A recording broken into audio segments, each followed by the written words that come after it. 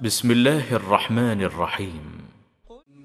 يا أيها الذين آمنوا اتقوا الله حق تقاته ولا تموتن إلا وأنتم مسلمون واعتصموا بحبل الله جميعا ولا تفرقوا واذكروا نعمة الله عليكم إذ كنتم أعداء فألف بين قلوبكم فأصبحتم بنعمته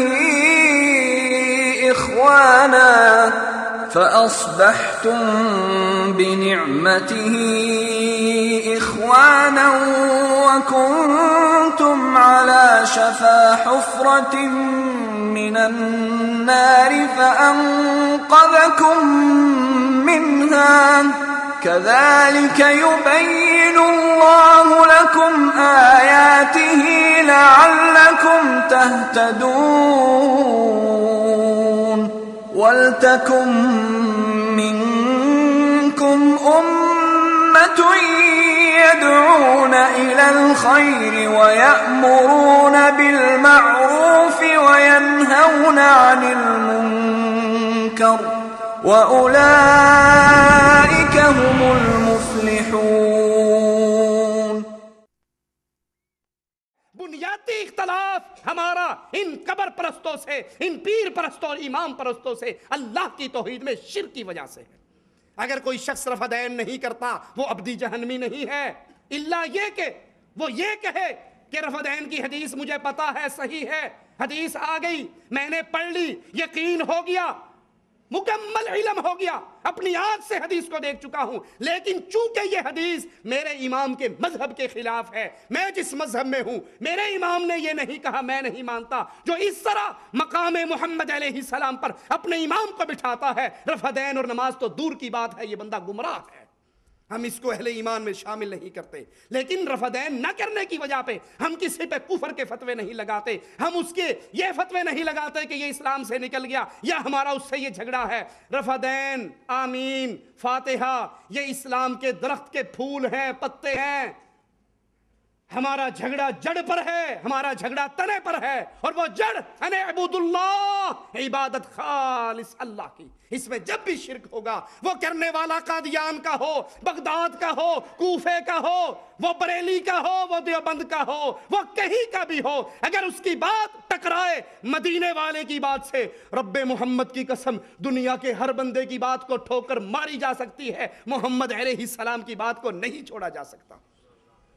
کہا با یزید کو اللہ عز و جل نے، تعالی اللہ عما یقولون، اے با یزید بستامی، ہم نے تجھے جنت دی، ہم نے تجھے دوزخ دی، ہم نے عرش بھی تجھے دے دیا، کرسی بھی تجھے دے دی، اور جو میری ملکیت میں ہے اے با یزید وہ سارا کچھ تیرا ہے، جا سنبھال لے.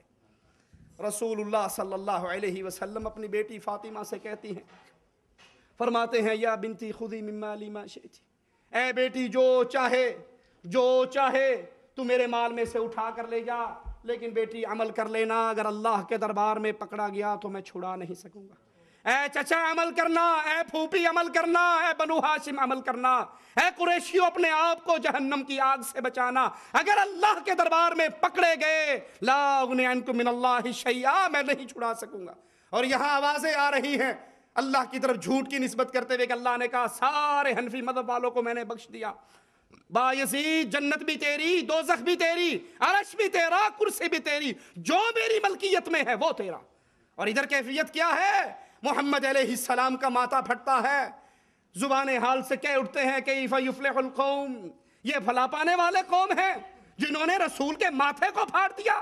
فوراً آواز آ جاتی ہے لیس لک من الامر شیء، تیرا کوئی اختیار نہیں ہے، ہم چاہے ان کو عذاب دے دیں چاہے ان کو ہدایت دے دیں. نبی کا تو کوئی اختیار نہیں. مالک کہتا ہے چاہے ہدایت دوں چاہے عذاب دوں، انہوں نے تیرے پر ظلم تو کیا ہے، یہ ہے تو ظالم. لیکن یہاں اللہ کی طرف وہی جھوٹ باندھنے کا سلسلہ کیسے چل رہا ہے کہ اللہ نے کہا کرسی بھی لے لے، عرش بھی لے لے، میری ملکیت میں جو کچھ ہے وہ سب کچھ لے لے.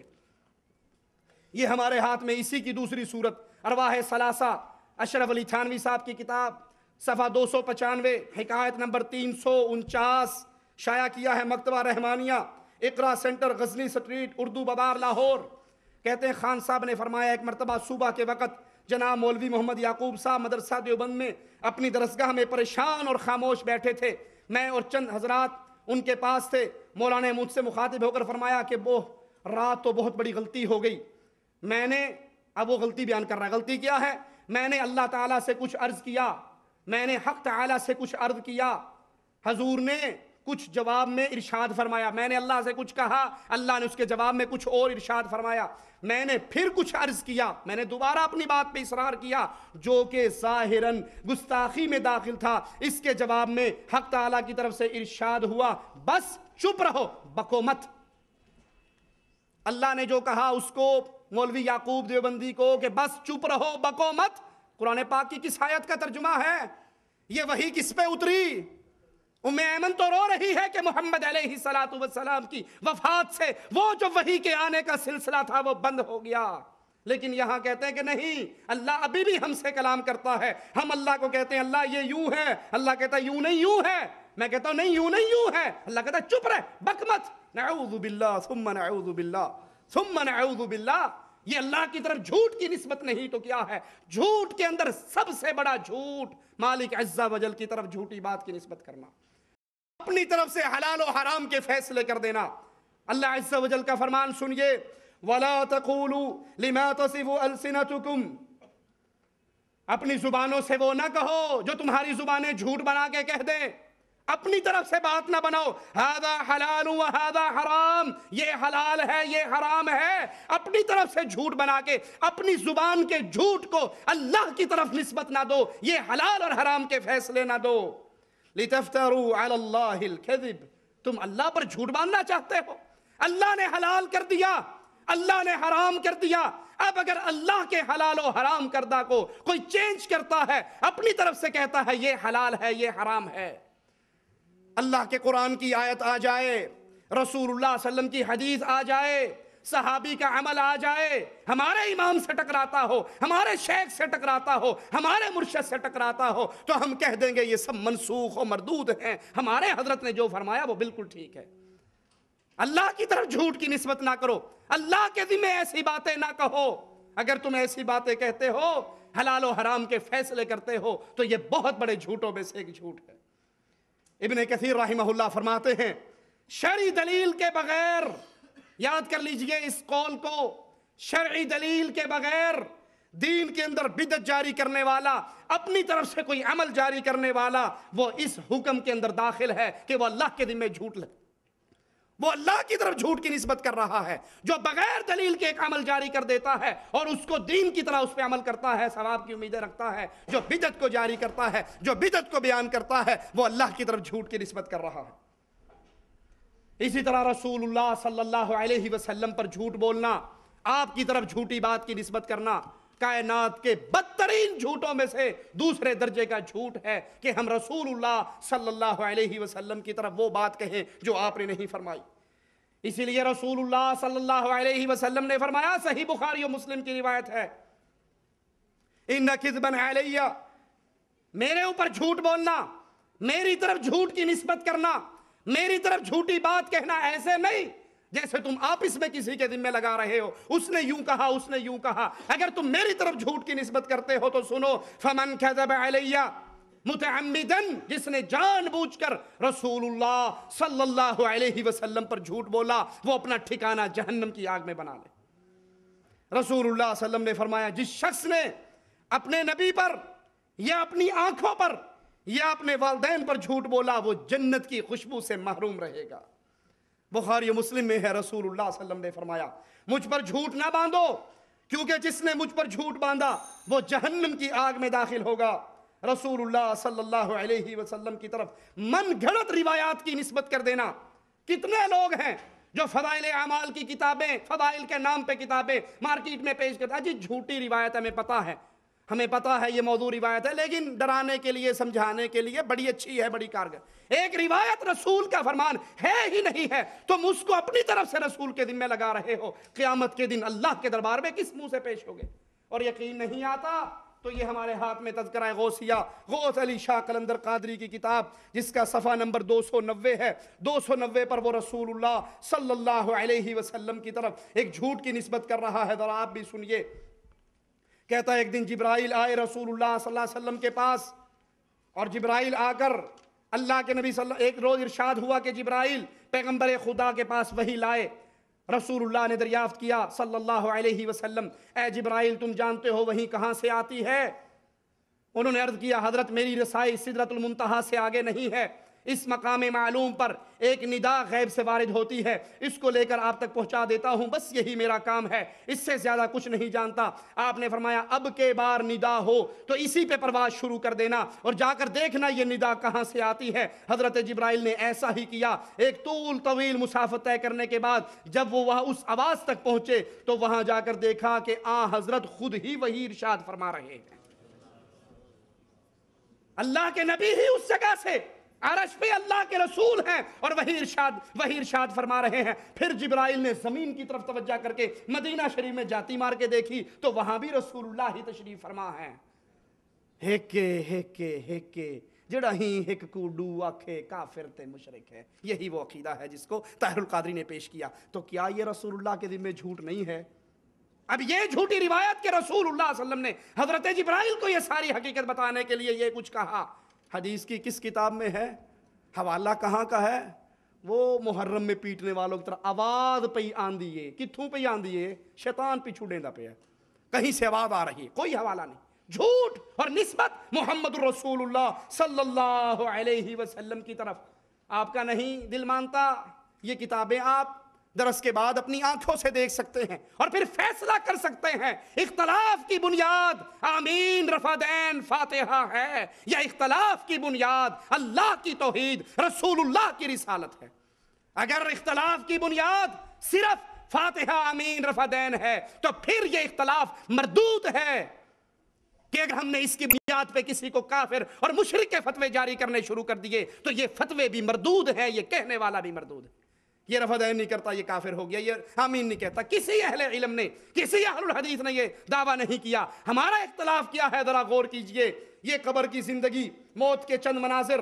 پروفیسر ڈاکٹر نور احمد، نشتر میڈیکل کالج ملتان ڈویژن کے تبلیغی جماعت کے امیر، شائع کیا ہے مکتبہ دینیات بلال پارک باغبان پورہ لاہور، اور میں بذات خود رائیونڈ شریف جا کر اس کتاب کو وہاں سے خرید کے لایا ہوں، مکتبہ خلیل سے جو رائیونڈ کے مین گیٹ کے بالکل سامنے ہے۔ اس کا صفحہ نمبر 39 ذرا سنیے اور دیکھیے اللہ کے نبی کی طرف کیسے جھوٹ بولا جا رہا ہے۔ طاہر شاہ صاحب کا مر کر پھر زندہ ہو جانا۔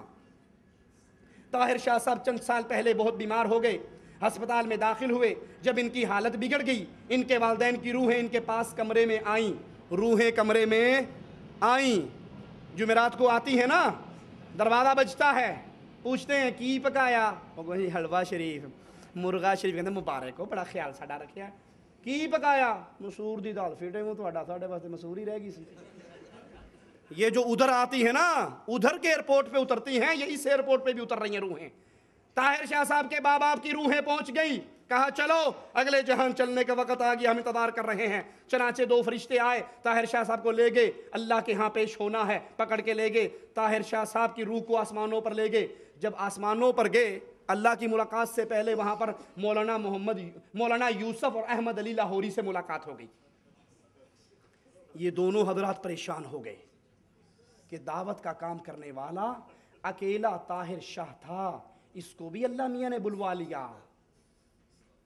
دونوں پریشان ہو گئے، یہ گرمی کی چھٹیاں گزارنے کے لیے مری گیا تھا نا، پریشان ہو گئے کہ یہ اکیلا آدمی جو پورے پاکستان کی تبلیغی جماعت کو کندھوں پہ اٹھایا ہوا تھا، اب اس کو بھی اللہ میاں نے یہاں بلا لیا ہے، تو اب پیچھے دعوت کا کام کون کرے گا؟ یہ بات انہوں نے جا کر مولانا الیاس سے کی کہ اے مولانا الیاس، جو جماعت آپ نے بنیاد رکھی تھی، اب پاکستان میں صرف طاہر شاہ صاحب ہی اس کا کام کرنے والے تھے، یہ بھی مر گئی، مولانا یوسف مر گئے، احمد علی لاہوری مر گئے، الیاس مر گئے، ذکری سارے آگے، اب اکیلا یہی تو تھا سارا کام سنبھالنے والا، اس کو بھی یہاں پر بلا لیا گیا۔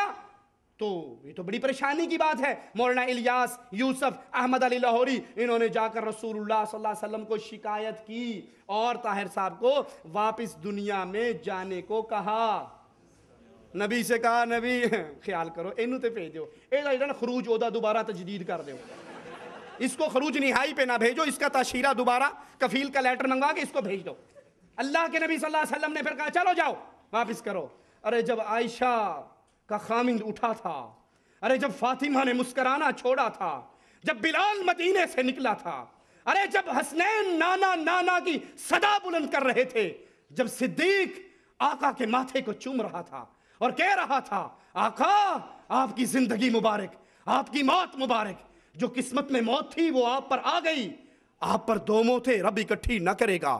ارے جب فاروق نے تلوار نکالی تھی اور کہا تھا, کس نے کہا آقا مر گئے گردن کاٹ ڈالوں گا, عرش والے نے محمد کو کیوں نہ بھیجا صلی اللہ علیہ وسلم, جس کے مرنے پر کہنے والے صحابی نے کہا تھا نبی اٹھے ہم ایسے ہو گئے جیسے بکریوں کا چروانے والا چرواہا مر جائے, بکریے بکھر جاتی ہیں.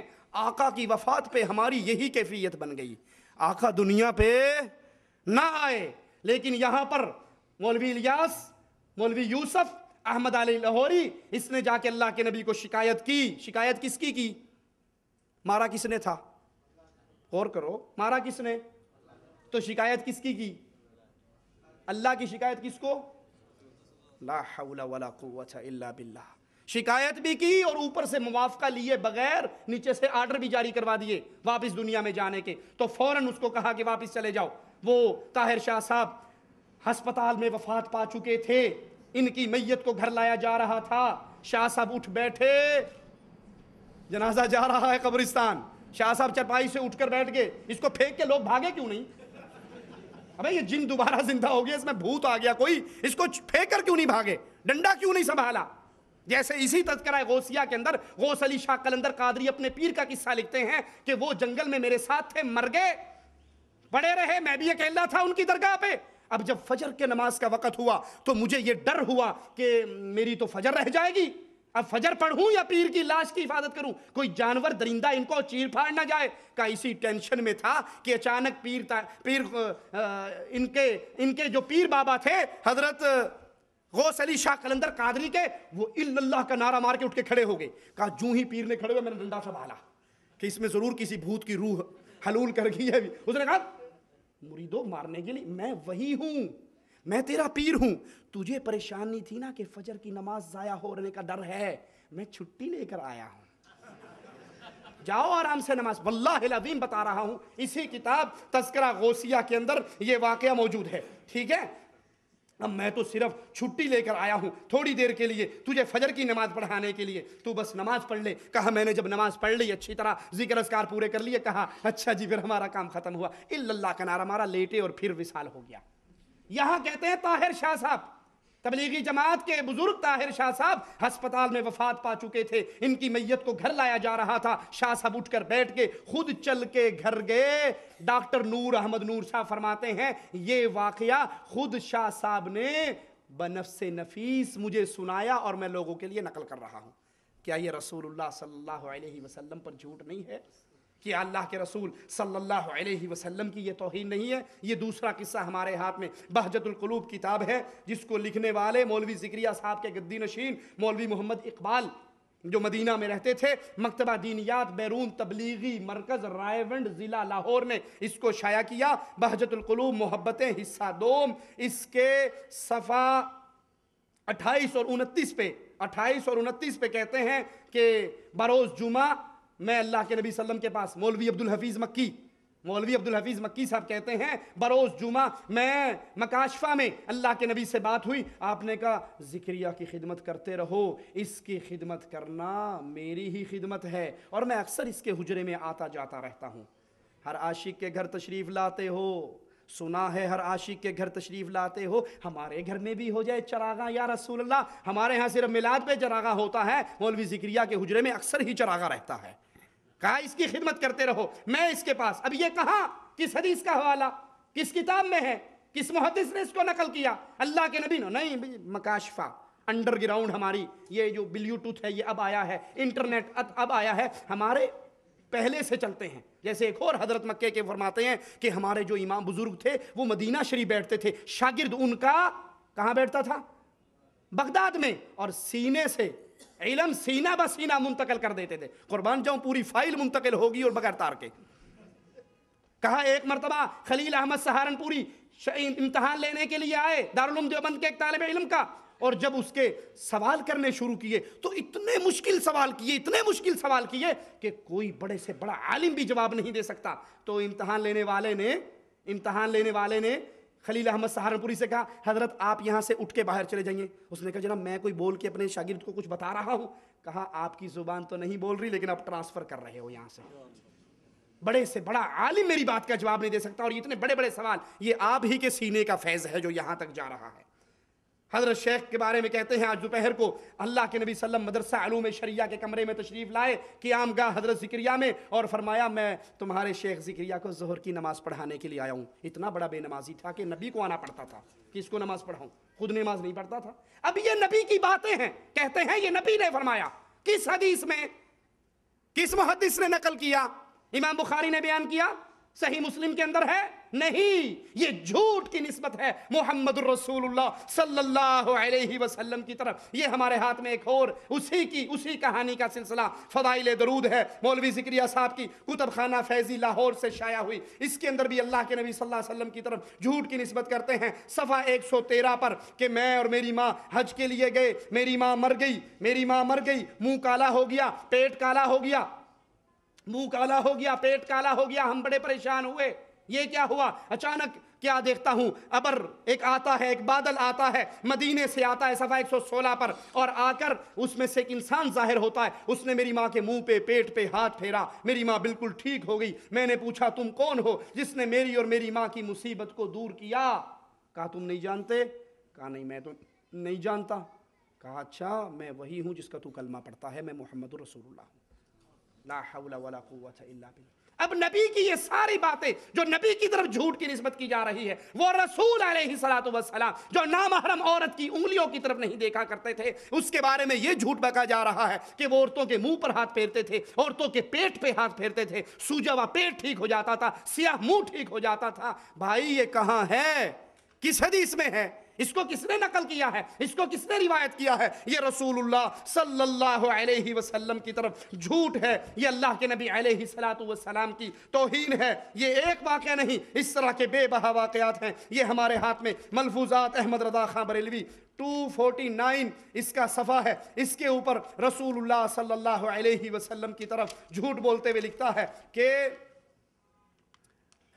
انبیاء علیہم الصلوۃ والسلام کے بارے میں کسی نے سوال کیا ان کی حیات میں اور عام آدمی کی حیات میں کیا فرق ہے, حیات برزخیہ میں, تو کہا انبیاء کرام کی حیات حقیقی حصی دنیاوی ہے, بس تھوڑی دیر کے لیے ان پر موت آتی ہے, ایک لمحے کے لیے, اور پھر فوراً زندہ ہو جاتے ہیں. ان کو وہی دنیاوی حیات عطا فرما دی جاتی ہے. اس لیے ان کے اوپر احکام دنیا ہی فٹ ہوتے ہیں کہ ان کا ترکہ نہ بانٹا جائے گا. ان کی ازواج کو نکاح حرام ہے, نیز ازواج مطہرات پر عدت بھی نہیں ہے. وہ اپنی قبروں میں کھاتے پیتے نماز پڑھتے ہیں. بلکہ احمد رضا کہتے ہیں میرے شیخ سیدی محمد بن عبد الباقی زرقانی فرماتے ہیں کہ انبیاء علیہم السلام اپنی قبروں میں زندہ ہیں, ان کی قبروں میں ان کی بیوییں پیش ہوتی ہیں جن سے وہ شباشی کرتے ہیں. لا حول ولا قوت الا باللہ, انا للہ و انا الیہ راجعون. اس کو کس صحابی نے نقل کیا؟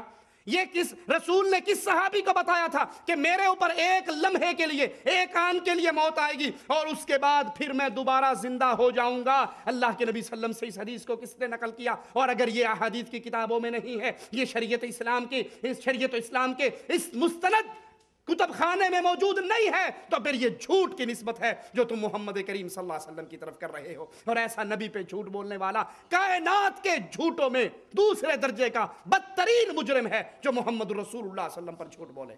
اسی طرح جھوٹ کی اقسام میں سے جھوٹا خواب بیان کرنا, یہ بہت بڑی برائی ہے. جھوٹ کی صورتوں میں سے یہ بھی صورت ہے انسان اس چیز کا دعویٰ کرے جو اس نے دیکھی نہیں. علامہ غزالی فرماتے ہیں بسا اوقات خواب کے بیان کرنے میں جھوٹ بولا جاتا ہے اور اس کا گناہ سنگین ترین ہے.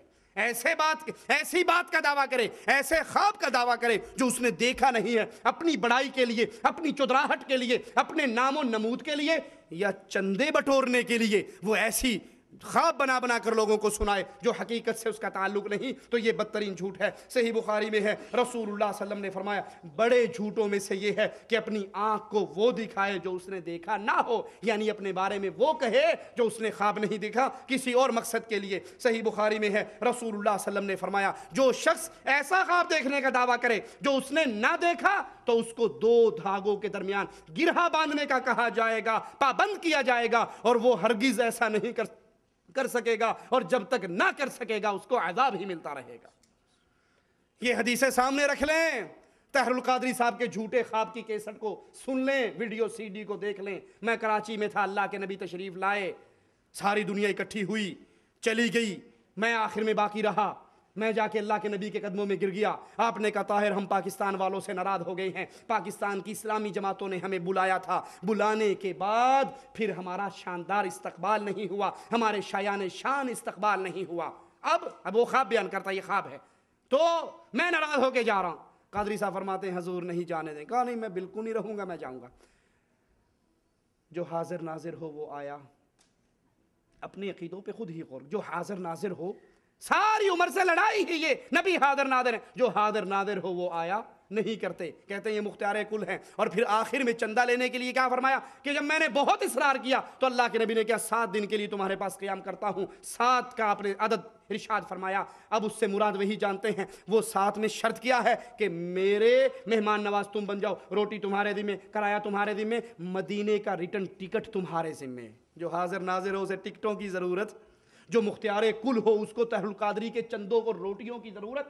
اب کہتا ہے کہ دیکھو میں نے تو نبی سے وعدہ کر لیا، نہیں دیتا ہوں تو ایمان جاتا ہے، دیتا ہوں تو کہاں سے دوں گا، کچھ ہے ہی نہیں پلے میں، تم دو گے تو میں آگے دوں گا۔ چندہ اکٹھا کرنے کے لیے اپنی طرف سے جھوٹے خواب بنا کر اپنے مریدوں کو، ان کو اپنے اثر کے نیچے لانے کے لیے جھوٹے خواب بنا بنا کر اور ان کی نسبت کی جائے رسول اللہ صلی اللہ علیہ وسلم کی طرف، یہ بہت بڑا جرم ہے۔ اس کا ارتکاب یہاں پر میں آپ کو ایک اور سنا دیتا ہوں، یہ بہجت القلوب ہمارے ہاتھ میں ہے، اس کے اندر بھی ایک خواب بیان کرتے ہیں۔ خواب بیان کرتے ہیں کہ میں صفحہ 22 کے اوپر کہ میں رسول اللہ صلی اللہ علیہ وسلم کے حجرے کے پاس پہنچا، اللہ کے نبی صلی اللہ علیہ وسلم کے حجرے کے پاس پہنچا، مولوی ذکریہ کے حجرے کے پاس پہنچا، اللہ کے رسول صلی اللہ علیہ وسلم حجرے کے اندر بیٹھے ہوئے تھے، کسی نے مجھے کہا اندر داخل ہو جاؤ، میں اندر گیا، بڑی مسرت، اتنا مسرت کا مجھ سے ضبط نہ کر سکا، میرے جسم میں گویا بجلی کی لہر دوڑ گئی۔ میں نے دیکھا اللہ کے نبی آپ کی چارپائی کے، مولوی ذکریہ کی چارپائی کے سرہانے کی جانب تکیہ لگائے بیٹھے تشریف فرما ہیں، سفید دستار زیب سر ہے، ریش مبارک ساری سفید ہے، آنکھوں پہ چشمہ بھی لگا ہوا ہے۔ لا حول ولا قوت الا باللہ۔ میرے نبی کے دن میں یہ جھوٹ بولنے والوں قیامت کے دن رب کے سامنے کس منہ سے پیش ہو گئے؟ نبی صلی اللہ علیہ وسلم کی ساری داڑھی مبارک سفید، اور آپ نے حدیثیں سنی ہوں گی، مشائخ تشریف فرما ہے کہ نبی کی داڑھی میں کتنے بال سفید تھے، اور آپ نے فرمایا تھا یہ سورۃ ہود سن کر میں بوڑھا نہیں ہوا، یہ اس کے آثار ہیں۔ کہا نہیں ساری داڑھی سفید تھی اور آنکھوں پر چشمہ تھا۔ اب حقیقت میں کیا یہ رسول اللہ صلی اللہ علیہ وسلم کا چہرہ مبارک تھا؟ نہیں تھا، تو یہ جھوٹا خواب ہوا۔ پھر کیوں بیان کیا؟ فرض کیا تم نے دیکھ بھی لیا تو جھوٹے خواب کو بیان کیوں کیا؟ اور جھوٹے خواب ایسے بیان کیے کہ پاکستان کے شہروں کا بھی نام لیا ہیں۔ کہتے ہیں کہ اللہ کے نبی صلی اللہ علیہ وسلم کے پاس ہم گئے، ہم نے کہا جناب فیصل آباد کے اندر اللہ کے نبی صلی اللہ علیہ وسلم وہاں اجتماع ہو رہا ہے، میں جا رہا ہوں 23 رجب 1400 ہجری 6 جون 1680، آج بعد عشاء عزیز عبد الحفیظ مکی نے صلاۃ و سلام کے بعد میری یعنی شیخ ذکریہ کی طرف سے حضور سے عرض کیا کہ حرمین کا رمضان چھوڑ کر پاکستان فیصل آباد جا رہا ہوں تاکہ وہاں لوگوں کو اللہ اور اس کے حبیب کا نام لینا آ جائے، اس کے لیے دعا فرمائیں۔ تو حضور نے فرمایا اس سے بڑھ کر کون سا کام ہو سکتا ہے؟ پھر فرمایا حرمین کا ثواب کا تو انشاءاللہ یہ کہیں گیا نہیں، تمہیں ملے گا۔ پھر بہت دیر تک دعا فرماتے رہے، اور اس کے بعد فرمایا فیصل آباد کا تو ہمیں بھی اہتمام ہے، انشاءاللہ میں بھی اپنے عصا کے ساتھ وہاں پر موجود رہوں گا۔ کیا یہ رسول اللہ صلی اللہ علیہ وسلم کی طرف جھوٹ کی نسبت نہیں ہے؟ اور اللہ کے نبی علیہ الصلوۃ والسلام فرماتے ہیں جو شخص ایسا خواب دیکھنے کا دعویٰ کرے جو اس نے نہیں دیکھا تو وہ ایسے ہے جیسے 2 دھاگوں کی گرہ لگانے کا اسے کام دیا جائے، اور وہ کام کبھی نہیں کر سکے گا، یعنی اس عذاب کے اندر ملوث رہے گا۔ اسی طرح جھوٹ کی اقسام میں سے کسی پر تہمت لگانا جھوٹ کی بدترین صورت ہے۔ رسول اللہ صلی اللہ علیہ وسلم نے فرمایا زن سے بچو، کیونکہ زن سب سے جھوٹی بات ہے، اور اس سے مراد کسی پر تہمت لگانا ہے۔ کسی مسلمان بھائی پر تہمت نہ لگائیے۔ کسی مسلمان بھائی کے بارے میں مینوں پہلے ہی پتا سی انہیں ایویں ہی کرنا سی، آپ کو اس نے بتایا، کہا نہیں میں اندر کی ساری باتیں جانتا ہوں۔ ٹوہ لگانا، زن لگانا، اس کے اوپر سوچ و بچار کرنا، پھر جاسوس چھوڑنا، پھر اس کے بعد آخر میں لوگوں میں بیٹھ کے اس کی غیبتیں کرنا، یہ تمام گناہ ہے، یہ تمام جھوٹ کے زمرے میں آتا ہے۔ اس کے مقابلے پہ اگر سچائی کے راستے پہ آؤ گے کتنی عظیم نعمت ملنے والی ہے۔ رسول اللہ صلی اللہ علیہ وسلم ایک شخص کے لیے 3 دن تک جنتی ہونے کی گارنٹی دیتے ہیں۔ صحابی اس کے گھر جا کے رہتے ہیں، آخر میں اس سے وجہ پوچھتے ہیں کون سا عمل کرتے ہو؟ کہا جب میں بستر پہ لیٹتا ہوں اپنے دل کو، اپنے اللہ کو کہتا ہوں اللہ آج مجھ پہ کسی نے زیادتی بھی کی ہے تو میں اس کو تیری رضا کے لیے معاف کر رہا ہوں، سینے کو صاف کر کے سوتا ہوں۔ اللہ کو یہ عمل اتنا پسند آیا۔ لوگوں پر تہمتیں لگانا، ان کے عیبوں کو کریدنا، یاد کر لیجئے جو لوگوں کے عیب کریدتا ہے، لوگوں کے عیب کو پبلک میں بیان کرتا ہے، پھر قیامت کے دن اس کا کیا حال ہوگا اگر اس کے چھپے ہوئے عیبوں کو اللہ نے کائنات کے سامنے بیان کر دیا۔ اسی طرح بے گناہ لوگوں پر تہمت لگانا، الزام لگانا، پاک دامن عورتوں پہ بہتان لگانا، اور یہ بہت بڑی بیماری ہے، یاد کر لیجئے۔ اور آج کے دور میں خاص طور پہ شیطان کے حربے اتنے پھیل چکے ہیں کہ تہمتیں لگانا عام سی بات ہے۔ خامند بیوی پہ تہمت لگاتی ہے، بیوی خامند پہ تہمت لگا، یہ بدکار ہے، اس کا فلاں سے رشتہ ہے، اس کا فلاں۔ ارے بھائی تیرے پاس کوئی ثبوت ہے؟ تو نے اپنی آنکھ سے دیکھا ہے اس کو؟ کسی نہیں جی مینوں پتہ لگ گیا ہے، میں اپنے بندے چھڈے سن، میں پیچھو پورا پتہ کروا لیا۔ اب وہ صرف زن کے اوپر یا شیطانی وسوسوں کے اوپر یا انسان نما شیطان، انسانی شکل میں شیطان اس کے کان میں بھرتے ہیں اور وہ اپنی پاک دامن بیویوں پہ الزام لگاتے ہیں۔ یاد کر لو لعنوا فی الدنیا، دنیا میں ان پر لعنت پڑتی ہے، آخرت میں ان پہ لعنت پڑتی ہے جو اپنی پاک دامن بیویوں پر بدکاری کا الزام لگائیں، تہمتیں لگائیں۔ اسی طرح جھوٹی گواہی دینا، یہ جھوٹ کی صورتیں ہیں۔ اللہ عز و جل سے دعا ہے اللہ ہمیں ہر طرح کے جھوٹ سے بچائے، ہمیں سچ پر چلائے، جھوٹ کو جھوٹ جان کر اس سے دور ہونے کی توفیق عطا فرمائے، سچ کو سچ جان کر اس پہ گامزن ہونے کی توفیق عطا فرمائے۔ اقول قولی ھذا واستغفر اللہ لی ولکم ولسائر المسلمین فاستغفروہ انہ هو الغفور الرحیم۔ قرآن سنت کی روشنی سے یہ سود میں شمار ہوتا ہے یا جائز ہے؟ قسطوں پہ چیزیں خریدنا اس میں علماء کا اختلاف ہے۔ بہرحال عرب علماء کا، شیخ ابن باز رحمہ اللہ کا یہی فتویٰ ہے کہ قسطوں پہ چیز لینا جائز ہے، لی جا سکتی ہے۔ ہمارے ہاں جو قسطوں پہ گاڑی لی جاتی ہے اس میں ایک شک ہے کہ اگر آپ کی جو قسط آپ نے جمع کروانی ہے وہ شارٹ ہو جائے تو آپ پر پلنٹی پڑتی ہے، کچھ پرسنٹ آپ کو دینا پڑتا ہے، یہ سود ہے۔ ان سے اگر آپ بچ کے کوئی ایسا بینک ہو جو آپ پر، یہ جیسے یہاں سعودیہ کے بینک ہے، آپ 3 مہینے قسط نہیں دو گے وہ گاڑی قابو کر لیں گے، گاڑی چھین لیں گے آپ سے، لیکن آپ پر مزید اپنی اس معاہدہ جو ڈن ہو گیا ہے اس کے بعد اضافہ نہیں کریں گے۔ میں پچھلے دنوں جب یہاں سے سعودیہ چھوڑ کر پاکستان گیا تو ہمارے ایک بینک چلا ہے پاکستان میں، المیزان ریبا فری اسلامک بینک، ملتان میں گیا تو وہاں اس کے بورڈ پڑے تو مجھے بھی شوق ہوا میں گاڑی لے لوں، تو میں نے اس بینک کے ذمہ دار کو فون کیا، انہوں نے کہا جی بالکل ہم ریبا فری ہیں۔ میں نے کہا وہ اگر قسط شارٹ ہو جائے تو اس صورت میں کیا کرتے ہیں؟ کہا جی اس صورت میں ہم پلنٹی لگاتے ہیں۔ میں نے کہا تو پھر وہ سود نہیں تو اور کیا ہے؟ کہا نہیں آپ نہیں سمجھتے، اصل میں مولانا تقی عثمانی صاحب جو کراچی کے بہت بڑے بزرگ ہیں ان سے ہم نے فتویٰ لیا ہے، انہوں نے ہمیں یہ فتویٰ دیا کہ جتنا تمہیں پلنٹی کی مد میں جتنا پیسہ ملے نا وہ اپنے اکاؤنٹ میں نہ ڈالا کرو، میرے مدرسے میں بھیج دیا کرو۔ واللہ بتا رہا ہوں، میں نے خود اس کو فون کیا، اپنا ذاتی قصہ۔ میں نے کہا یہ فتویٰ تو جس کو دے گا الا من رحم ربی، اکثر ہی تجھے پیٹ کے پجاری یہ فتویٰ دے دیں گے۔ اچھا یہاں کچھ بھائی یہ کہتے ہیں جی ہم قسط شارٹ ہونے ہی نہیں دیں گے۔ ٹھیک ہے آپ کی شارٹ نہیں ہونے دو گے، لیکن آپ نے اس سود کے معاہدے پر موافقت تو کر لی نا، سائن تو کر دیے، لہذا جس کے اندر یہ شک ہو کہ اس میں کس شارٹ ہونے پر پلنٹی دی جائے تو اس سے بچنا چاہیے، واللہ اعلم۔ جزاکم اللہ خیر۔ جو حضرات یہاں آج پہلی مرتبہ تشریف لائے ہیں ان لوگوں کی خدمت میں عرض کرنا چاہتا ہوں کہ توفیق انٹرنیشنل اسکول کا ابتدا یہاں پر بچوں کی بنیادی تعلیم، اعلیٰ تعلیم تک پہنچانے کا انشاءاللہ تعالیٰ یہاں کے ذمہ داران نے ایک عزم کیا ہے، اور اس عزم کے ساتھ ساتھ ان کو ایک اچھی تعلیم ملے، بلکہ اس کے ساتھ ساتھ یہ بھی ان لوگوں نے پلان بنایا ہے باقاعدہ طور پر، یا اس کی جدوجہد کی جا رہی ہے کہ وہ ان بچوں کو اسلامی نقطہ نظر سے تعلیم دی جائے. لہذا آپ تمام سے درخواست ہے کہ جہاں ہم جمع ہوئے ہیں اس اسکول کے لیے دعا کریں. اللہ رب العالمین ان کو دین کی خدمت کرنے کی مزید توفیق عطا فرمائے اور ہمارے بچوں کی صحیح تربیت کرنے کی بھی توفیق عطا فرمائے. کسی کے جھوٹ بولنے سے کسی کا بھلا ہو جائے تو بولا جا سکتا ہے؟ خواتین کی طرف سے سوال آیا ہے. وہ بھلا کس قسم کا ہے؟ جھوٹ بولنے سے بھلا نہیں ہوگا، اس سے برائی ہی پھیلے گی، اس سے شر مزید پھیلے گا. وہ یہ نہیں جھوٹ بولنے سے بھلا کہ ایک نے آ کر آپ کو کان میں کوئی کانا پھوسی کر دی کہ فلانی جڑی نا تیرے بارے ایک ہے میں کہندی سی. اگر آپ دو لڑنے والوں کے درمیان پیار محبت کی صلح کروانے کے لیے کوئی ایسی بات کہیں تو انشاءاللہ کوئی حرج نہیں. دو بھائی لڑے ہوئے ہیں، آپ اس کو جا کر اس کی طرف سے تعریف کر دیں، اس کی طرف سے بھئی تیرے بارے میں وہ ایسے اچھے خیال رکھتا ہے، تیرے بارے میں تو اتنی تعریفیں کرتا ہے، تو انشاءاللہ اس میں کوئی حرج نہیں. لیکن اس کے علاوہ اگر کوئی اور مقصد ہو اس کو جھوٹ کو بات کرنے کا تو ایسے عمل سے بچنا چاہیے.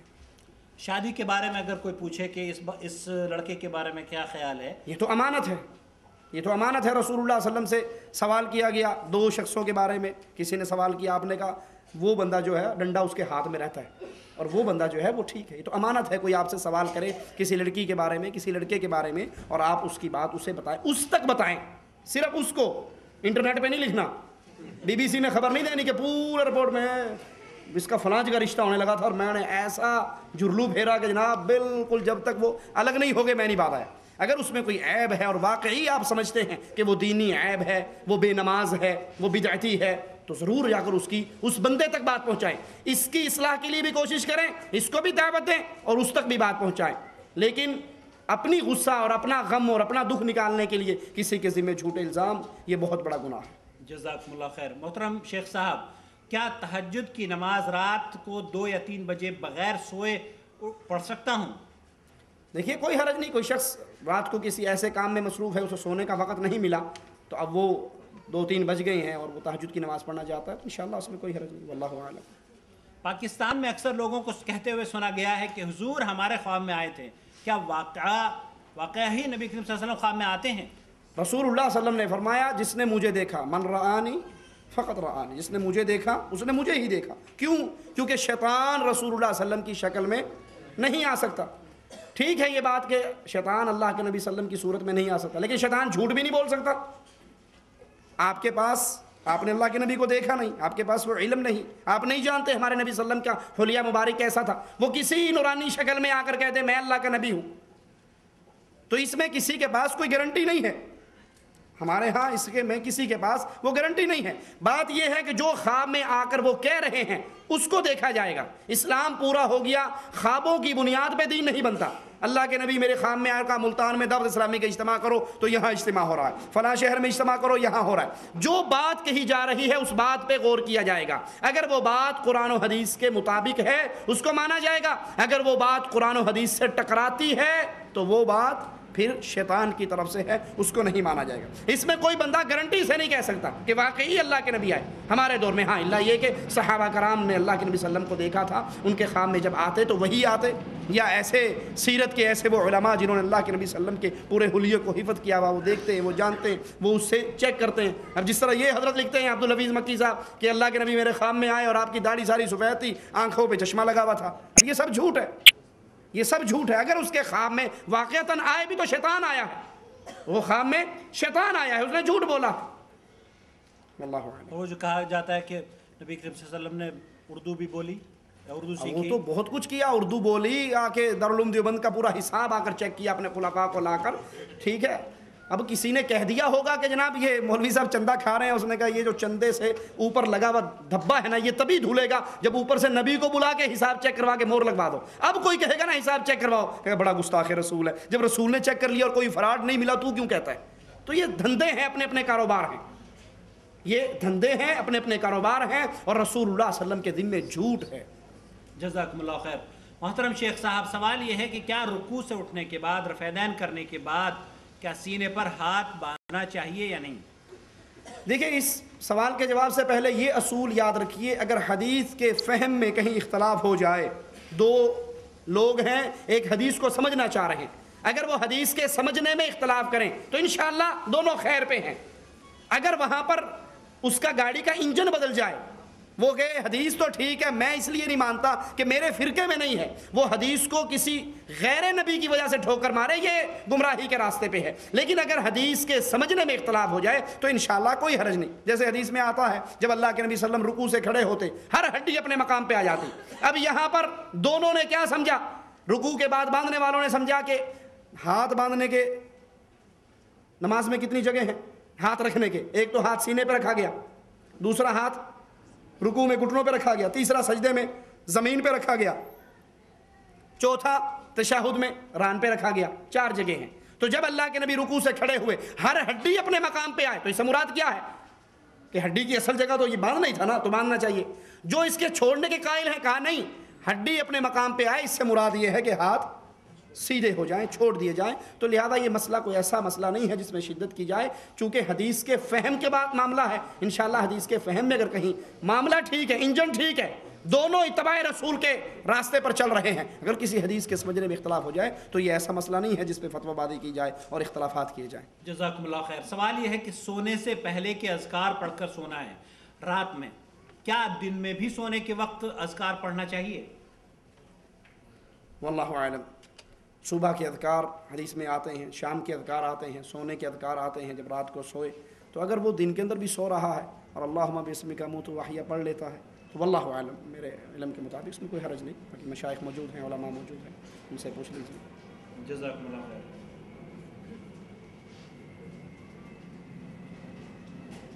جی قاری صاحب فرمائیں گے؟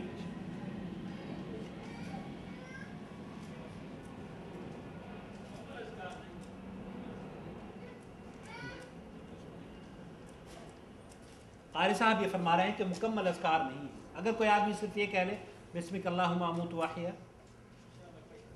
جزاکم اللہ خیر۔ انسان کو اپنی موت سے کتنا عرصہ پہلے پتہ چل جاتا ہے کہ اب اس کی اس وقت موت واقع ہو جائے گی؟ ایسا کوئی آلہ ابھی تک الٹرا ساؤنڈ ایجاد نہیں ہوا جس سے یہ پتہ لگ جائے۔ ہاں ان حضرات کے ہاں بہت الٹرا ساؤنڈ ہے۔ مولوی سکریہ صاحب لکھتے ہیں فضائل صدقات میں، اس نے کہا میرا ایک مرید آیا، شیخ ابو یعقوب سنوسی نے کہا کہ میں ظہر کے وقت مر جاؤں گا، تو صبح کہا ظہر کے وقت مر گیا، 4-5 گھنٹے پہلے پتہ لگ گیا۔ اب انٹرنیٹ ہے شاید زیادہ جلدی پتہ لگ جاتا ہو۔ ظہر کے وقت آیا، واقعی مر گیا۔ کہا جب میں نے اس کو غسل دیا، نہلایا، کفنایا، قبر میں رکھا، قبر میں رکھنے کے بعد اس نے آنکھیں کھول دی، پہلے استنجا کرتے ہوئے آنکھیں نہیں کھولی، بہت بے شرم تھا، غسل کرواتے ہوئے آنکھیں نہیں کھولی، کپڑے پھاڑتے ہوئے آنکھیں نہیں کھولی، کفن دیتے ہوئے آنکھیں نہیں کھولی، بچوں کے روتے ہوئے آنکھیں نہیں کھولی، کندھوں پہ چڑھتے ہوئے آنکھیں نہیں کھولی، قبرستان جاتے ہوئے آنکھیں نہیں، پڑا ہوا مزے لیتا رہا کہ ٹھیک ہے لوگ اٹھا کے لے جا رہے ہیں۔ جب سارا کام ختم ہو گیا کہ تب پاگل تھے تم، تو میں تو اچھا بھلا تھا، بس تمہارے ساتھ مذاق کر رہا تھا۔ تو کون کل کیا کرے گا، کس زمین پہ مرے گا، یہ علم اللہ کے پاس، واللہ اعلم۔ صدقے کا گوشت جو آدمی صدقہ دیتا ہے کیا وہ اس کے اہل و عیال بھی کھا سکتے ہیں؟ شیخ سے پوچھیے۔ صدقے کے گوشت کے بارے میں شیخ۔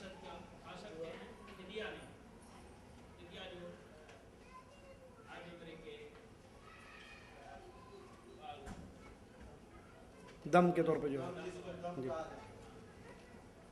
دل سے قاری احمد الدین جواب دے رہے ہیں، خواتین کے لیے عرض کر رہا ہوں کہ عام جو صدقہ کیا جاتا ہے وہ کھایا جا سکتا ہے، البتہ دم کی شکل میں جو فدیہ ادا کیا جاتا ہے حرم کے اندر وہ نہیں۔ جزاکم اللہ خیر۔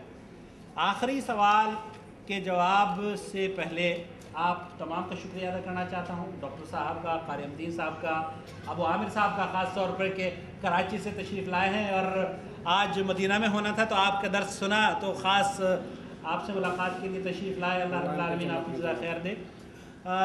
قادیانیت کے بارے میں کچھ بتایا جائے، ان کا منہ کیسے بند کیا جائے، کیا یہ کوئی طریقہ ہو سکتا ہے؟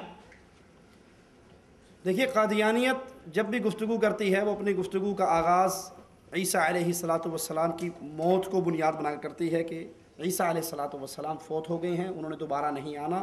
لیکن جب وہ یہ اقرار کروا لے عامت الناس سے، پھر کہتے ہیں کہ حدیثوں میں تو آیا ہے کہ ایک مسیح نے آنا ہے تو میں آیا ہوں، تو بہترین طریقہ مرزا قادیانی کی اپنی جو کتابیں ہیں حقیقت الوحی، تذکرہ، کشتی نوح، اس کے 2-3 موٹے موٹے مسائل پکڑ لیجئے. نہ آپ عیسیٰ علیہ السلام کی وفات کا مسئلہ ان سے چھیڑیں، نہ مسیح کے آنے کا مسئلہ چھیڑیں. آپ بنیادی مسئلہ سوال کریں کہ مولوی اس خبیث مرزے نے اپنی کتاب تذکرہ کے اندر لکھا ہے اور حقیقت الوحی میں لکھا ہے کہ اللہ نے مجھے کہا انت منی بمنزلت ولدی، تو میرے بیٹے جیسا ہے، اللہ کا بیٹا کوئی نہیں. اس بتھی کو سمجھا دو. کشتی نوح میں لکھتا ہے نعوذ باللہ ثم نعوذ باللہ، نقل کفر نباشد، کہ اللہ تعالیٰ نے مجھ سے رجولیت کا اظہار کیا اور پھر میں خود استعارتاً حاملہ ٹھہرا. میں مرزے سے مریم بنا اور پھر میں 9 مہینے تک حاملہ رہا، پھر مریم سے مجھے دوبارہ عیسیٰ بنا دیا گیا. اب میں ہی مریم ہوں اور میں ہی ابن عیسیٰ ابن مریم ہوں. تو یہ اس کے وہ کفریہ جملے ہیں 2-4. کشتی نوح کا حوالہ، تذکرہ کا حوالہ، حقیقت الوحی کا حوالہ، سارے مسائل چھوڑ کے اس بنیادی مسئلے کو پکڑ لیجئے. ٹھیک ہے. اور اگر آپ نے مزید اس کو پھنسانا ہو تو پھر وہ ٹیچی فرشتے والا پکڑ لیجئے کہ مجھے جو پیسے دینے کے لیے آیا وہ ٹیچی. اللہ کے فرشتے جتنے ہیں وہ عربی بولتے ہیں. یہ ٹیچی فرشتہ کہاں سے آیا؟ یہ قادیان سے آیا یا آسمان سے نہیں آیا؟ تو یہ بنیادی چیزیں اگر اس پر گفتگو کی جائے تو وہ انشاءاللہ لاجواب ہو جائیں گے. جزاکم اللہ خیر، احسن الجزاء. سبحانک اللہم و بحمدک، اشہد ان لا الہ الا انت، استغفرک و اتوب الیک. والسلام علیکم ورحمۃ اللہ وبرکاتہ. براہ کرم یاد رکھیں کہ ڈبل پارکنگ نہیں ہونی چاہیے اور بہت ہی پرسکون ماحول سے یہاں سے نکلیں اور پانی کے بوتلیں ہیں وہ بھی اپنے ساتھ ڈسٹ بین میں ڈال دیں. جزاک اللہ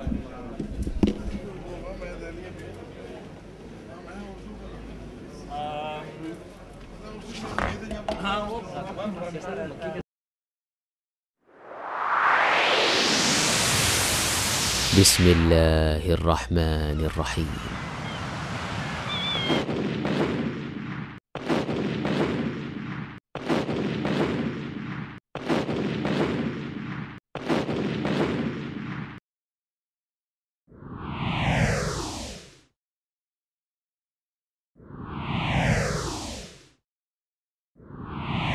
الله ولي الذين آمنوا يخرجهم من الظلمات إلى النور والذين كفروا أولياؤهم الطاغوت يخرجونهم من النور إلى الظلمات أولئك أصحاب النار هم فيها خالدون.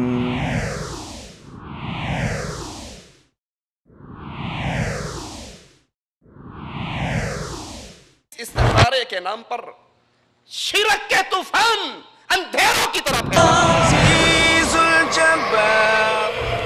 شعبدہ بازوں، کاہنوں اور ان کے پاس فریادیں لے کر جانے والوں سے دو ٹوک باتیں.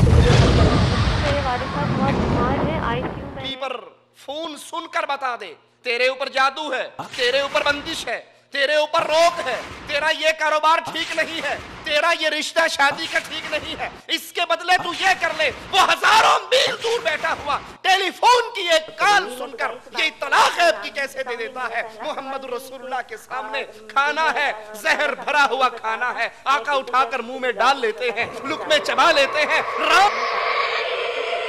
شعبدہ بازوں، کاہنوں اور ان کے پاس فریادیں لے کر جانے والوں سے دو ٹوک باتیں. اور میں چاہتی ہوں کہ مجھے آپ بتائیں کہ میں اسکول چلاؤں یا کہ پارلر. آپ اپنا اسکول کھولنا چاہتی ہیں یا پارلر؟ اس میں آپ کو اسکول کے کام کی اجازت ہے، اسکول کھولنے کی آپ کو اجازت ہے. شادی کرنا ٹھیک ہے. اور کیا پوچھنا چاہتی ہیں؟ اور میرا ایک مسئلہ اور یہ ہے کہ میرے میکے والوں کے حالات بہت خراب ہے. میرے باپ کی وفات کے بعد جو میرا ایک چھوٹا بھائی ہے وہ برے راستے سے چل نکلے، وہ شراب پیتا ہے اور لوگوں سے دوسرا خط ڈال کر تعویذات منگوا لیجئے گا. دوسرا مسئلہ آپ نے اپنی نند کے لیے جو پوچھا ہے، نوشاد بن فاطمہ کے لیے، تو علم العادات کی روشنی میں ان کی بندش ہی آ رہی ہے. اللہ تبارک لگانے کا ان کو دل نہیں کرتا، بس کہتے ہیں بیٹھا رہو، مجھے کوئی بات کرنا نہ کہ. جی بالکل. سیاہ رنگ کا کپڑا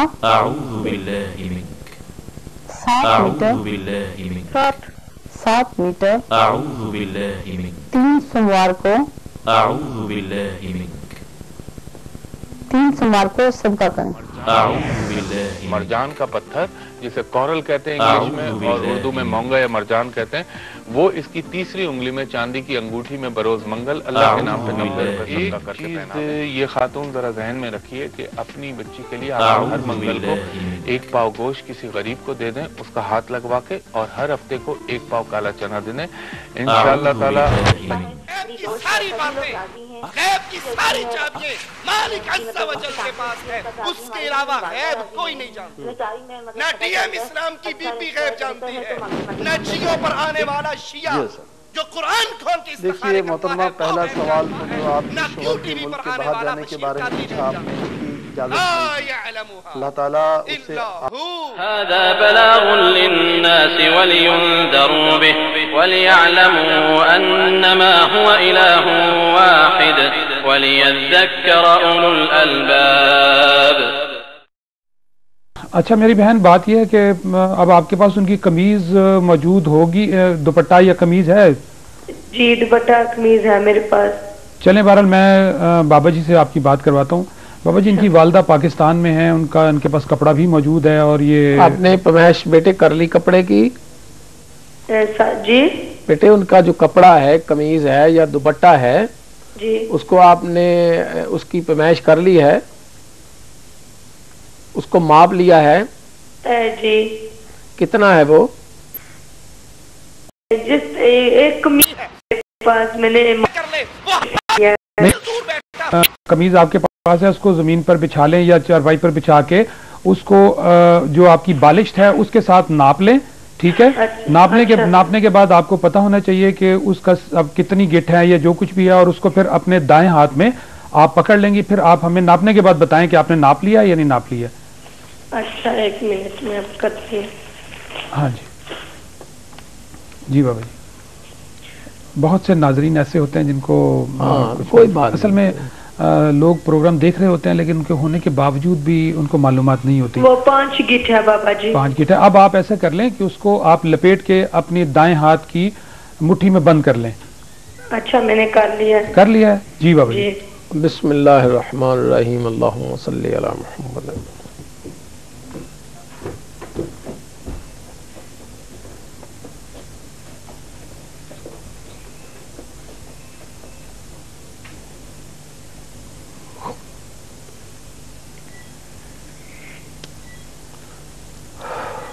जी मेरी बहन, दोबारा पैमाइश करें और बताएं कपड़ा कम हुआ है या ज्यादा हुआ है।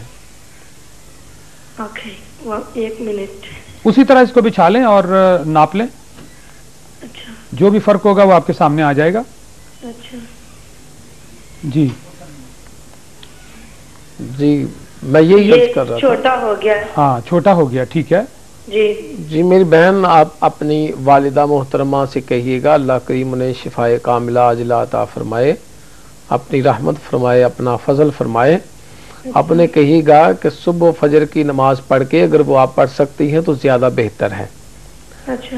और नमाज पढ़ के वो 1 तस्बीह दुरूद इब्राहिमी की करेंगे जो नमाज में पढ़ा जाता है, और 1 तस्बीह बिस्मिल्लाहिर्रहमानिर्रहीम की करेंगे। अच्छा। ये तस्बीह 2 तस्बीहें करेंगे और पानी पर दम करेंगे। हर तस्बीह के अव्वल आखिर में दुरूद इब्राहिमी पढ़ेंगे 7 बार, और ये तस्बीह करके पानी पर दम करेंगे। वो दिन में 3 बार पिए, 41 दिन तक ये पिए। मेरे अल्लाह के करम से, उसकी रहमत से, उसके फजल से अल्लाह करीब उन्हें शिफा अता फरमाएगा। अच्छा, वो कोई नजरबंदी शंदी नहीं है? जी बेटे मैंने देख लिया है कोई मसला ऐसा, लेकिन अल्लाह करम कर देगा इंशाअल्लाह अपने फजल से। अगर आपको अभी भी समझ ना आई हो या कोई आप प्रॉब्लम महसूस कर रही हैं तो फिर आप हमें इस प्रोग्राम के बाद टेलीफोन करके आप बाबा जी से पूरा हिसाब लगवा लें और हर चीज आपको पता लग जाएगी, ठीक है? अच्छा, वो जो टीवी पे जो नंबर है, वो जो आपका मोबाइल नंबर है, उस पे उसी पर आप फोन करें, आप हमसे बात कर सकेंगी, इसी तरह ही बात करेंगी। अच्छा ठीक है, ओके बाबा जी, खुदा हाफिज। अल्लाह हाफिज। अगले कॉलर हैं। हेलो। हाँ जी, बात कर रहे हैं ना महबूब साहब? जी जनाब अस्सलाम वालेकुम, कौन सा आप बात कर रहे हैं? जी मैं तारक बात कर रहा हूँ। तारक साहब कहाँ से बात कर रहे हैं?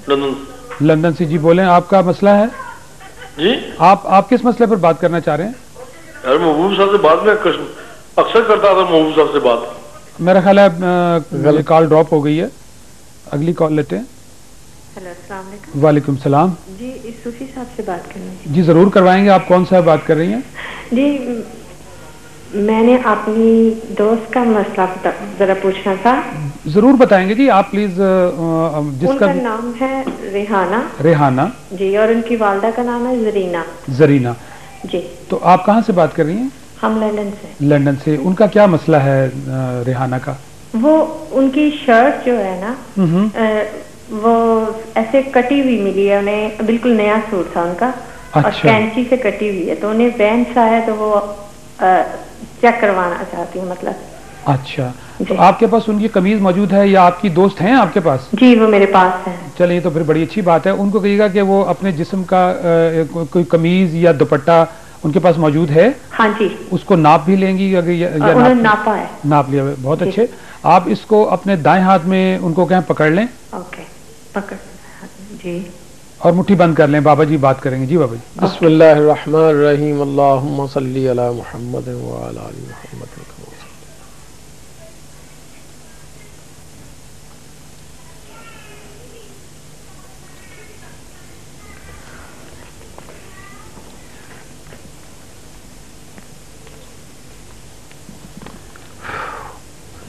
جی بچے دوبارہ اس کو میچ کرو اور بتاؤ کپڑا کم ہوا ہے یا زیادہ ہو گیا ہے. اچھا جی.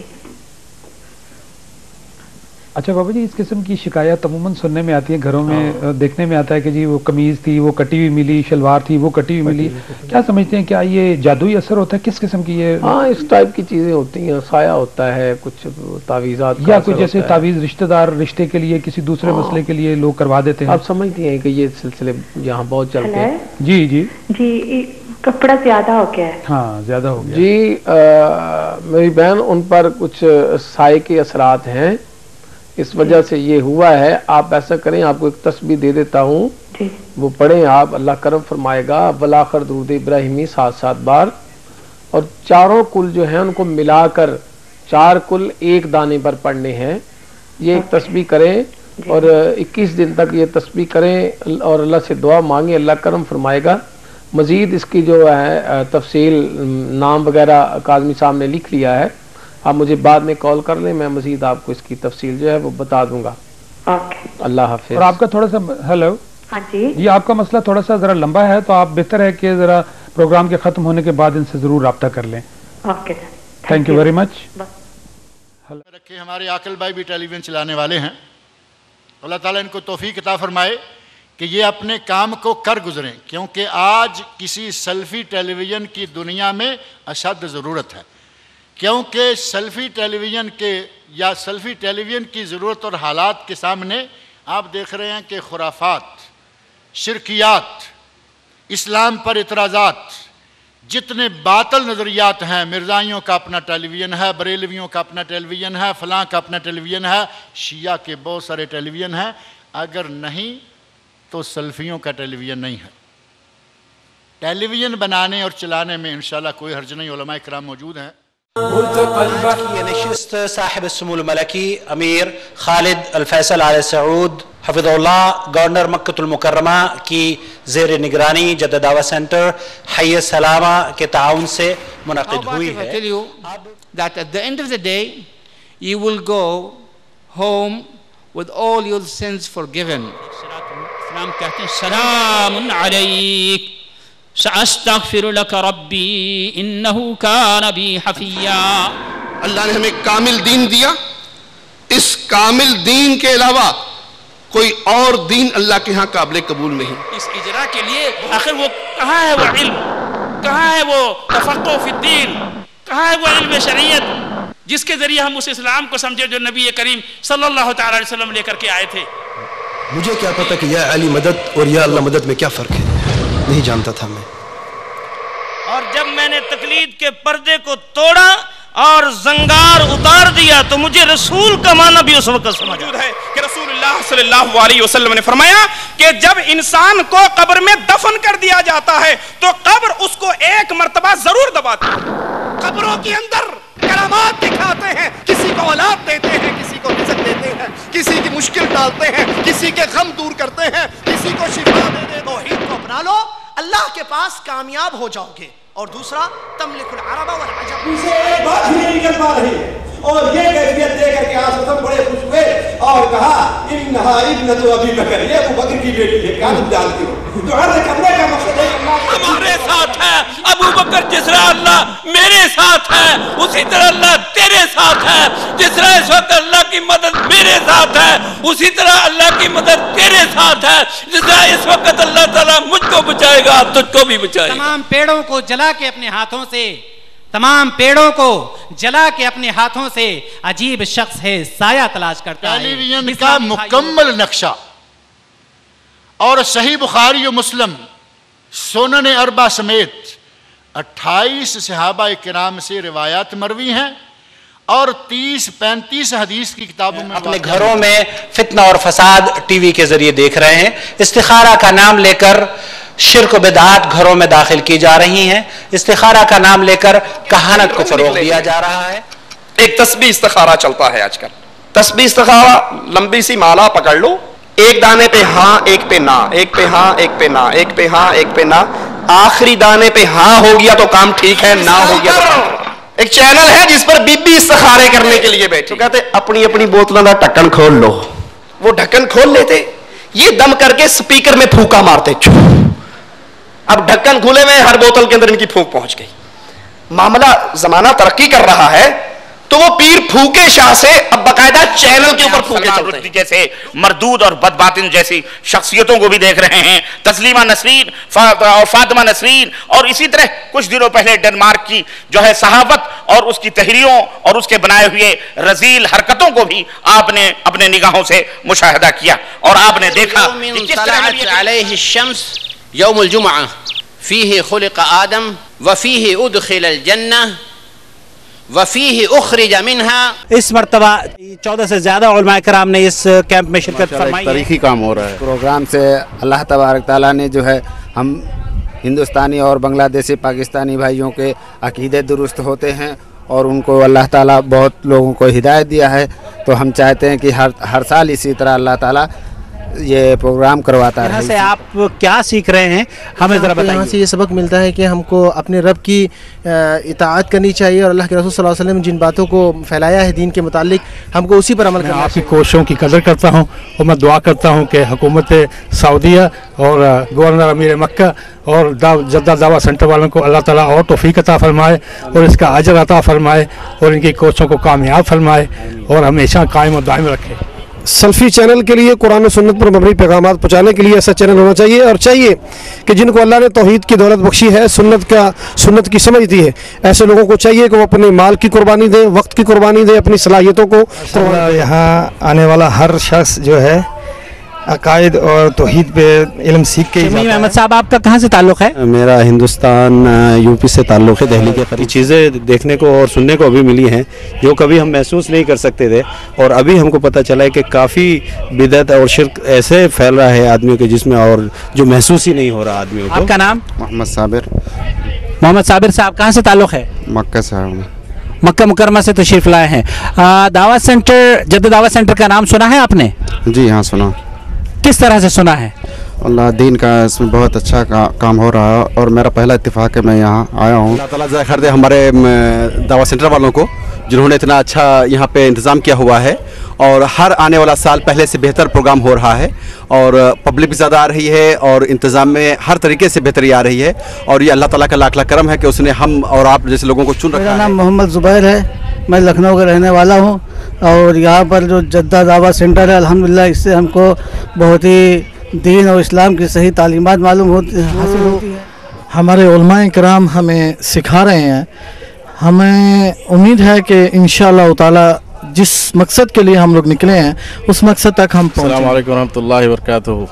سب سے پہلے تو ہم جدہ دعوت سینٹر کے تعلق سے یہ ضرور کہنا چاہتے ہیں کہ ایک دوسرے کے ساتھ تعاون کرتے ہیں اور انہی کی وجہ سے ہم جتنے اپنے احباب ہیں دوست ہیں ہم آپس میں ایک دوسرے کے ساتھ ہماری ٹیم کے ساتھ جڑے ہوئے ہیں اور آپ کے ساتھ خاص طور پر میں بہت خوش ہوں کہ جدہ دعوت سینٹر کے ساتھ میں کام کر رہا ہوں اور اللہ سے یہ دعا کرتا ہوں کہ میں ہر سال جدہ دعوت سینٹر کے ساتھ تعاون کروں. بہت اچھا کام چل رہا ہے دینی دعوت. یہاں ہند و پاکستان کے मुख्तलिफ उलमाए कराम पहुँचते हैं। काबिल तारीफ़ है कि उन्होंने इस तारीख़ी प्रोग्राम को कामयाब बनाने में रात दिन जद्दोजहद दुआ करते हैं कि अल्लाह ताला आप तमाम की खिदमत को कबूल फरमाए और जज़ाए खैर से नवाज़े। भाई आपका नाम क्या है?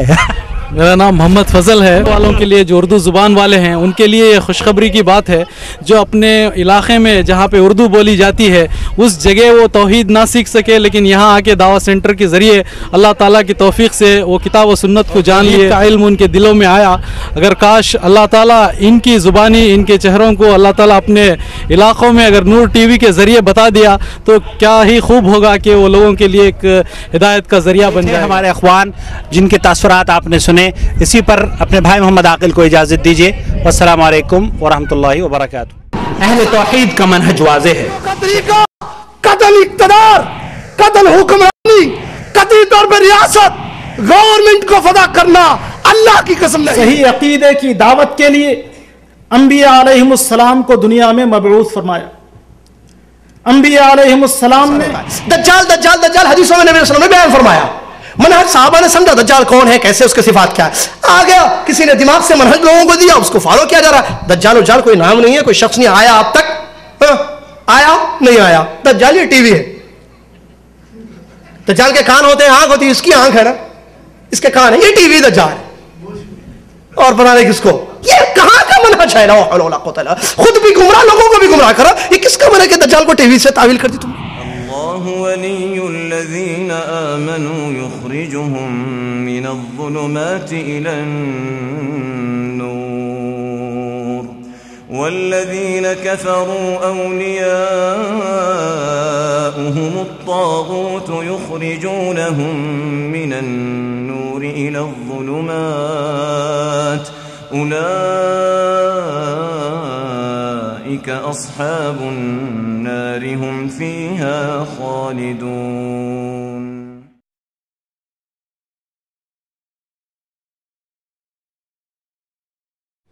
हज़रात, आज की ये नशिस्त जद्द दावा सेंटर हय सलामा के ताउन से मुनक़िद की गई है और गुज़िश्ता 15 सालों से इस जद्दा शहर में अहले तौहीद की जानिब से जो दावती सरगर्मियाँ हुई वजूद में आई हैं, मैं समझता हूँ कि आलम इस्लाम में सऊदी अरब को दुनिया के तमाम ममालिक पर इस्लाम की खिदमत करने के सिलसिले में फ़ौक़ियत हासिल है। इसी तरह ममलकत सऊदी अरब के तमाम शहरों में जद्दा शहर के सलफ़ी हजरात की दीनी खिदमात को भी एक ख़ास मकाम हासिल है। मुअर्रिख़ ममलकत सऊदी अरब के मकातिब जालियात का अगर तज़किरा करेगा तो जद्दा दावा सेंटर और उस सेंटर के जिम्मेदारान को कभी फरामोश न कर पाएगा, क्योंकि इस सेंटर की जानिब से आलम इस्लाम तक तौहीद का वो पैगाम पहुंचा है जिसे पहुंचाने के लिए अल्लाह रब्बुल आलमीन ने अपने अंबिया और रुsul अलैहिमुस्सलातु वस्सलाम को भेजा। हम उर्दू के हवाले से बात कर रहे हैं और अल्हम्दुलिल्लाह वो तारीखी काम जद्दा शहर में जद्दा दावा सेंटर के जिम्मेदारान की सरपरस्ती में हुए हैं जिसकी नज़ीर नहीं मिलती। ख़ास तौर पर गुज़िश्ता कुछ माह कबल साहिब सुमुल मलकी अमीर खालिद अल फैसल आल सऊद गवर्नर मक्कतुल मुकर्रमा की सरपरस्ती में होने वाला कामयाब तरीन समर फेस्टिवल, जिसमें 14 से ज्यादा उलमाए कराम ने, बल्कि सलफी उलमाए कराम ने शिरकत फरमाई। मेरा ताल्लुक इस दावा सेंटर से गुज़िश्ता सालों से जुड़ा रहा है। अल्हम्दुलिल्लाह, यह अल्लाह का बहुत बड़ा एहसान है कि हमने इस मकतब के जिम्मेदारान के ताउन से बड़े बड़े कारनामे अंजाम दिए हैं। हमने इस मकतब को बहुत ही सोचे समझे मंसूबे के तहत उन शख्सियात से जोड़ा जो दुनिया इस्लाम में सलफियत की नुमाइंदगी करते हैं, जिनका वजूद सलफी मनहज की तर्जुमानी करता है, जिनकी तकारीर से बातिल फिरकों के हामिल शख्सियात कसीर तादाद में तौबा कर रहे हैं। मौलाना मुख्तार अहमद नदवी रहमहुल्लाह, मौलाना सफीउर Rahman Mubarakpuri रहमहुल्लाह, professor Sajid Mir, doctor Wasiullah Abbas, doctor لقمان سلفی, ڈاکٹر قاری احمد دین, پروفیسر عبداللہ ناصر رحمانی, ڈاکٹر فضل الہی, ڈاکٹر طالب الرحمان, شیخ محمد منیر قمر, شیخ مقصود الحسن فیضی اور شیخ معراج ربانی اور برصغیر کے جید سلفی علماء کرام کے نام اس ضمن میں پیش کیے جا سکتے ہیں. جدہ دعوت سینٹر کے اس اسٹیج کی عزت کو ہم نے منہج کے ساتھ جوڑا. ہمارے علماء اور احباب نے اس میں بھرپور تعاون بھی کیا, کیونکہ یہ کام کسی ایک شخص کے بس کی بات نہ تھی, اور اس اہم کام میں سر فہرست ہیں وہ نام جنہوں نے اپنی تمام تر مصروفیات کے باوجود دین صحیح کی خدمت کے لیے اس ادارے کے ساتھ تعاون کیا. شیخ صفی الرحمان مبارک پوری رحمۃ اللہ علیہ ہمیشہ فرمایا کرتے تھے کہ مکاتب جالیات کا جال اللہ کی بڑی نعمت ہیں, اور ان نعمتوں میں سر فہرست جدہ دعوت سینٹر کا نام ہے. حضرات, اہل توحید کا منہج واضح ہے. شیخ محمد ابن عبد الوہاب کی دعوت کی خصوصیات یہاں پر بیان کی جا رہی ہیں اور آپ سن رہے ہیں. میں یہاں یہ ضرور عرض کرنا چاہوں گا کہ شیخ عبد الوہاب رحمۃ اللہ علیہ کی دعوت کے نتیجے میں مملکت سعودی عرب میں مکاتب جالیات کا جال توحید کی جیتی جاگتی تصویر ہے. ہم آپ حضرات سے بھی درخواست کریں گے کہ شخصیات کو پرکھتے وقت یا علماء کرام کے بارے میں جانتے وقت منہج کو خاص طور پر دھیان میں رکھا کریں, ملحوظ رکھیں, اور شخصیات کو پڑھتے وقت اہل توحید یا توحید پرستوں کے ساتھ اپنے تعاون کو پیش کیا کریں. اور یہی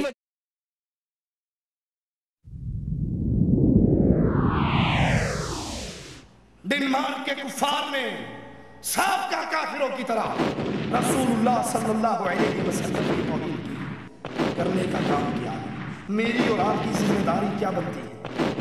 میرے اور آپ کے ذمے اسلام کیا چیزیں واجب اور فرض قرار دیتا ہے؟ سب سے پہلی بات, جو ڈنمارک کے اس کفر میں شریک ہیں ان ملکوں کی مصنوعات کا بائیکاٹ کیجیے. اس ملک کی بنی ہوئی چیزوں کا بائیکاٹ کیجیے اور انہیں کہو ان عدتم عدنا, اگر تم یہ کر سکتے ہو تو ہم اپنے گھروں میں تمہاری چیزوں کو سجا نہیں سکتے. ہمارے بچے دودھ کے بغیر بھوک سے تڑپتے ہوئے مر جائیں, قبول ہے. گستاخ رسول کا بنا ہوا دودھ اپنے گھروں میں نہیں ہے. یہ عہد کیجیے.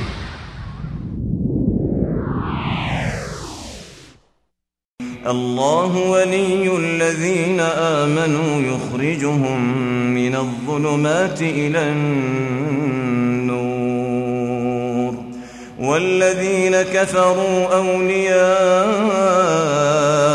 الطاغوت يخرجونهم من النور إلى الظلمات أولئك أصحاب النار هم فيها خالدون.